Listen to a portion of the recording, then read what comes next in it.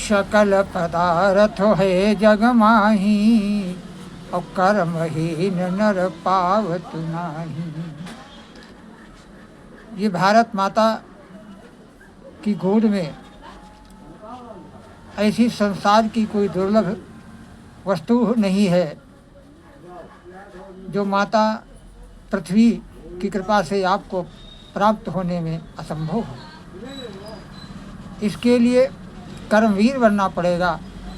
कर्मवीर बन करके ही इस पृथ्वी का सुख, इस पृथ्वी का वैभव और इस पृथ्वी का जो आनंद है उसका आप सुख उठा पाएंगे। क्योंकि हमारा शास्त्र कहता है कि वीर भोग्या वसुंधरा, पृथ्वी का सुख हमेशा वीरों ने भोगा है, कायरों ने नहीं। इसीलिए संत भी कहते हैं उत्तिष्ठत जागृत वरीयान भवान, उठो जागो और वीरता का परिचय दो, कायर मत बनो, कर्म करो जिससे प्रत्येक जो है वैभव आपके सामने नतमस्तक हो जाएगा। इसी को रामचरितमानस में तुलसीदास ने लिखा कि कर्म प्रधान विश्व करि राखा, और जो जस करई सो तस फल चाखा। क्योंकि कर्म प्रधान है, प्रत्येक व्यक्ति प्रातः काल सोकर उठता है और सोने तक जो है कर्म ही तो करता है। अब वो कर्म कैसा है, किस लक्ष्य को है, किस लक्ष्य की प्राप्ति के लिए आप कर्म कर रहे हैं, ये आपके ऊपर है। इसीलिए कर्म करना आपका अधिकार है और कर्म का फल भी आपको आगे मिलेगा, ये भी निश्चय है। क्योंकि कर्म कभी विलुप्त नहीं होता है, कर्म का फल अवश्य मिलता है।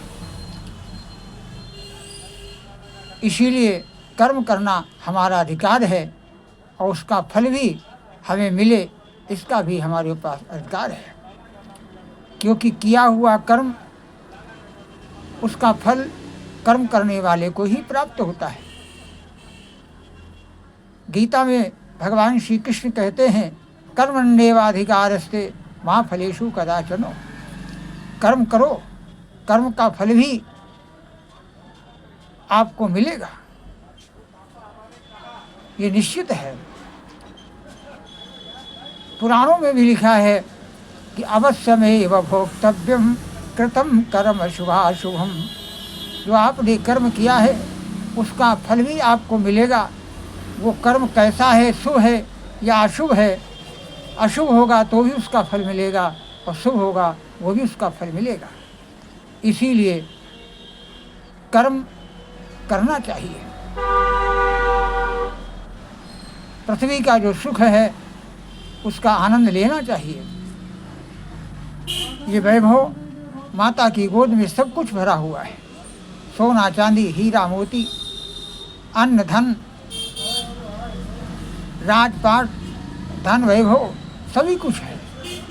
अब आपका संकल्प क्या है, आपका कर्म कैसा है, इसी के ही अनुसार सब कुछ प्राप्त होता है। वंदे मातरम।